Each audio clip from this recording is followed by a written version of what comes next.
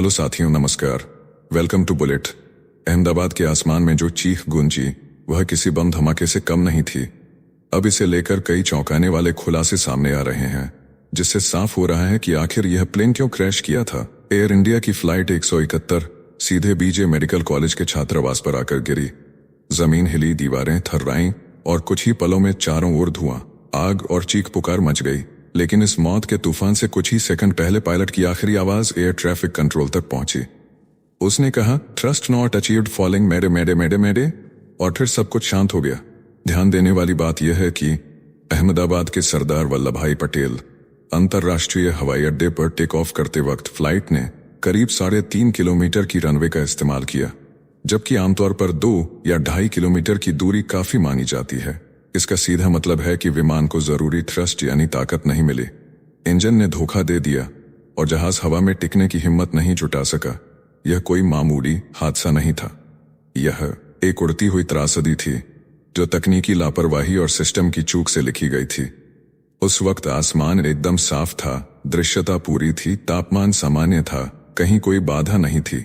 न पायलट की ओर से फ्लैप बदलने की मांग आई, न रनवे बदलवाने का इशारा किया गया, न ही किसी तकनीकी दिक्कत की कोई रिपोर्ट दी गई।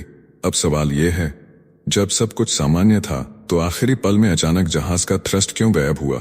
सीसीटीवी फुटेज ने एक और बड़ा खुलासा किया है। बोइंग ड्रीमलाइनर ने रनवे पर असामान्य रूप से लंबा रोल लिया। टेक ऑफ में वक्त ज्यादा लगा, रफ्तार कम रही, लेकिन हैरानी की बात यह है कि न रडार पर कोई गड़बड़ी दिखी, न ही एयर ट्रैफिक कंट्रोल को इंजन फेल होने या पिच डेविएशन की कोई सूचना मिली। जैसे सब कुछ एकदम ठीक था और फिर एक झटके में सब खत्म हो गया।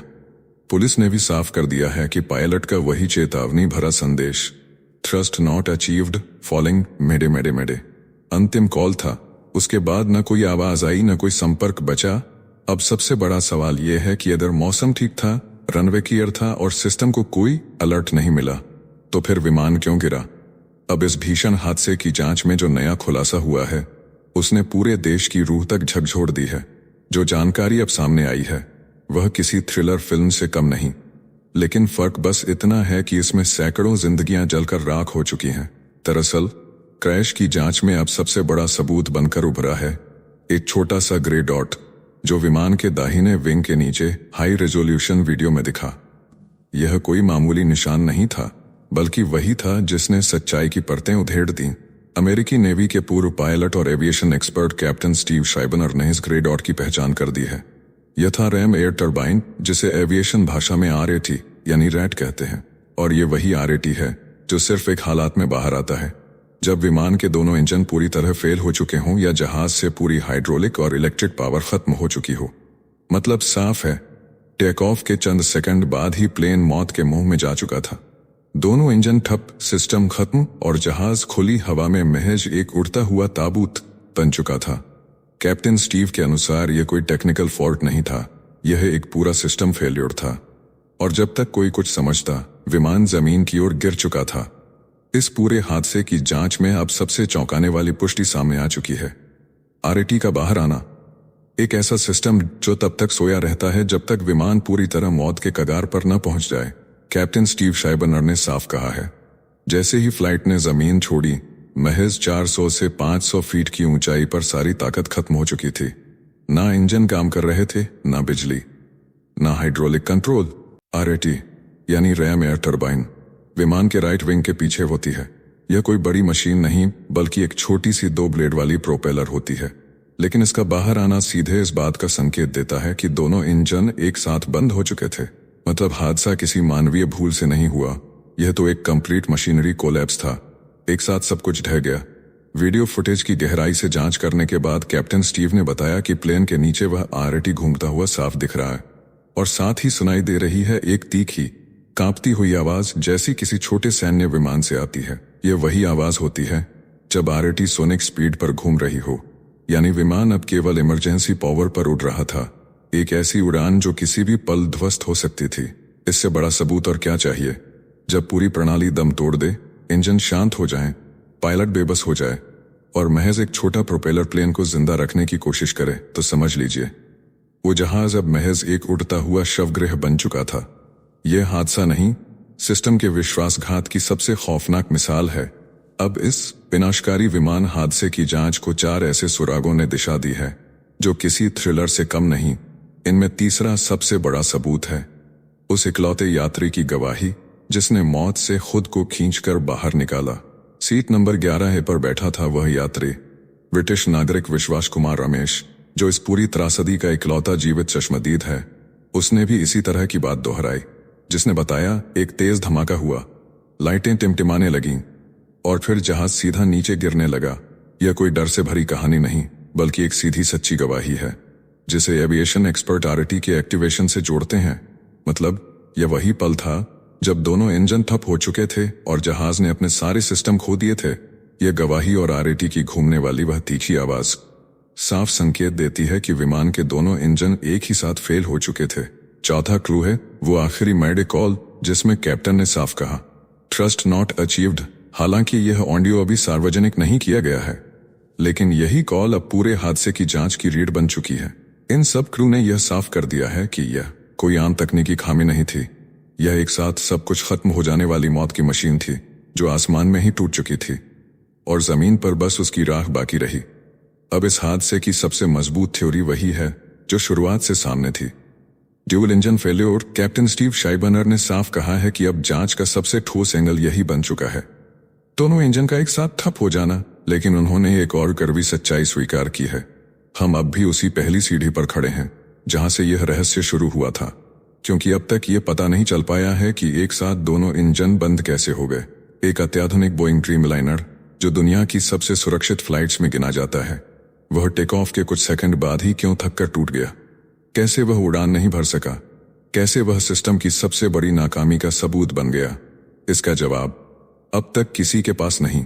दूसरी ओर जांचकर्ताओं की जो शुरुआती थ्योरी थी उसमें 3 वजहें बताई गई थीं।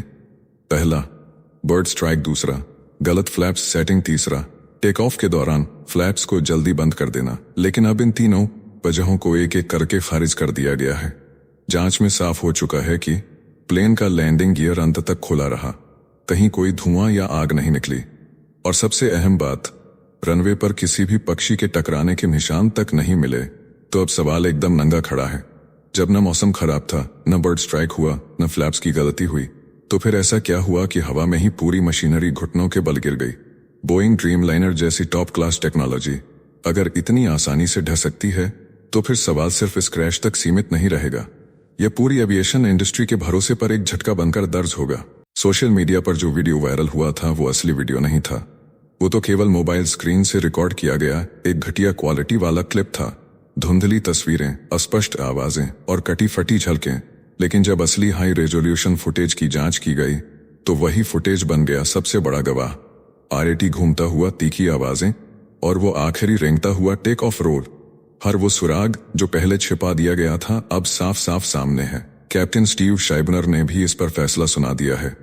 आरटी सिस्टम को खास तौर पर इसीलिए बनाया गया था ताकि अगर प्लेन 30,000 फीट की ऊंचाई पर हो और दोनों इंजन बंद हो जाएं, तो जहाज धीरे धीरे उतर सके और इमरजेंसी लैंडिंग की जा सके। लेकिन जब कोई विमान महज 400 या 500 फीट पर ही अपना हर सिस्टम खो दे तो उसके पास न तो वक्त होता है न विकल्प, वो उड़ नहीं सकता और गिरने के सिवा कोई रास्ता नहीं बचता। और यही हुआ एयर इंडिया की फ्लाइट 171 के साथ। प्लेन सिर्फ 672 फीट की ऊंचाई तक ही पहुंच पाया और फिर एक जलते हुए लोहे की तरह धरती पर आ गिरा। ना कोई चेतावनी, ना कोई सिस्टम अलर्ट, बस एक भयानक धमाका और सैकड़ों जिंदगियों का एक साथ अंत। इधर एयर इंडिया के अधिकारियों ने खुद स्वीकार किया है कि यह विमान पिछले वर्ष जून में सी चेक यानी व्यापक मेंटेनेंस से गुजरा था। अगली शेड्यूल्ड जांच दिसंबर में होनी थी। इतना ही नहीं, मार्च में इसके दाहिने इंजन को ओवरहॉल किया गया था और अप्रैल में बाएं इंजन की गहन जांच की गई थी, जो जीई एरोस्पेस के तय प्रोटोकॉल के तहत की गई थी। मतलब विमान के दोनों इंजन हाल ही में चेक और मरम्मत से होकर निकले थे। इसके बावजूद टेक ऑफ के चंद सेकंड में ही दोनों इंजन ने एक साथ दम तोड़ दिया।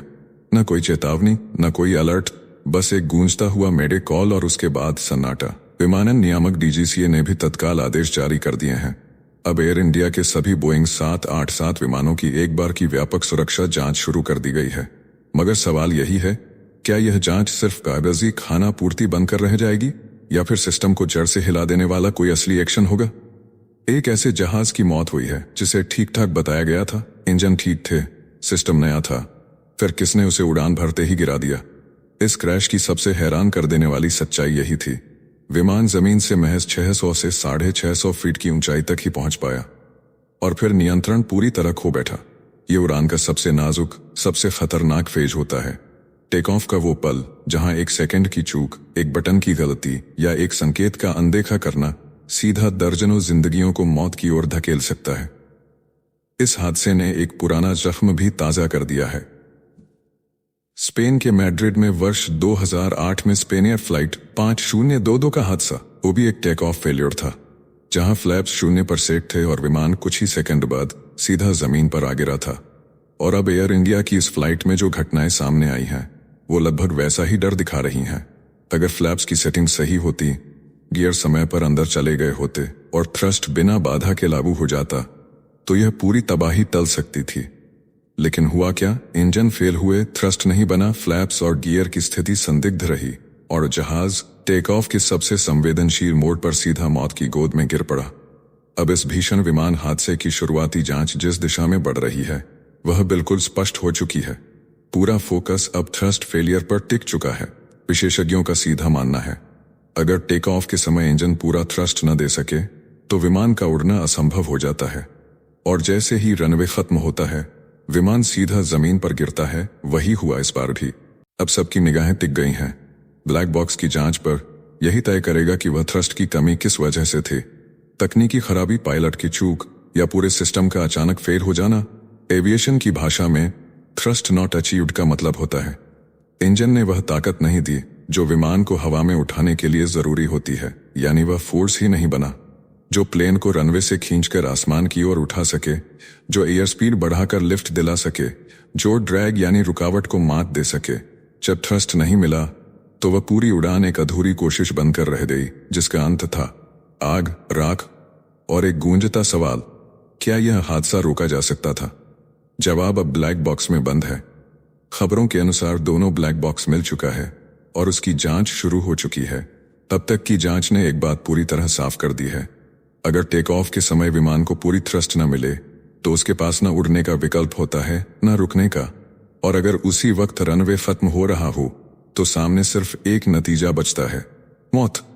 और वही नतीजा देखने को मिला अहमदाबाद में, जहां एयर इंडिया की फ्लाइट ने रनवे पर जिंदगी से जंग शुरू की और चंद सेकंड बाद धरती पर अपना वजूद खो दिया।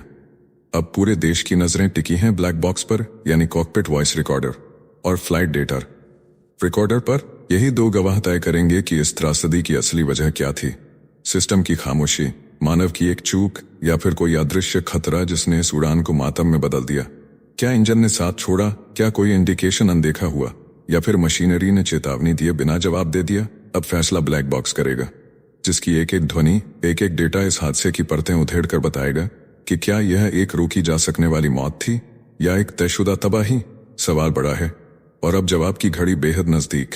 जैसे जैसे जांच आगे बढ़ रही है, इस विमान हादसे की परतें और गहराती जा रही हैं। अब सबसे चौंकाने वाली बात सामने आई है, टेक ऑफ के काफी देर बाद तक भी प्लेन के लैंडिंग गियर यानी पहिए अंदर नहीं हुए। यह कोई मामूली तकनीकी चूक नहीं मानी जा रही, बल्कि यह अब एक गंभीर संकेत बन चुका है। जांचकर्ता अब इसी बात का पता लगाने में जुटे हैं कि आखिर टेक ऑफ के बाद भी पहिए बाहर क्यों रहे। क्या कोई मैकेनिकल फेल्योर था या पायलट ने किसी स्थिति को भांपते हुए जानबूझकर गियर नहीं हटाए। लेकिन अब यह पूरा मामला सिर्फ तकनीकी जांच तक सीमित नहीं रह गया है। एंटी टेयर स्क्वाड की टीमें भी इस जांच में शामिल कर दी गई हैं। मतलब अब शक की सुई किसी और दिशा में भी घूम रही है। क्या यह सिर्फ एक दुर्घटना थी या इसमें कोई छिपी साजिश, कोई साइबर अटैक या फिजिकल टेम्परिंग का कोण भी छिपा है? तो चलिए फिर मिलते हैं एक और नई अपडेट के साथ। तब तक आप हमारे प्लेलिस्ट को देख सकते हैं, जिसका लिंक नीचे कमेंट बॉक्स में दिया गया है। इसके साथ ही अगर आप रोज हमारे फास्ट न्यूज अपडेट को नियमित रूप से रोज देखना चाहते हैं तो इस वीडियो को लाइक करके बुलेट चैनल को सब्सक्राइब करके बेल नोटिफिकेशन ऑन कर लें। धन्यवाद।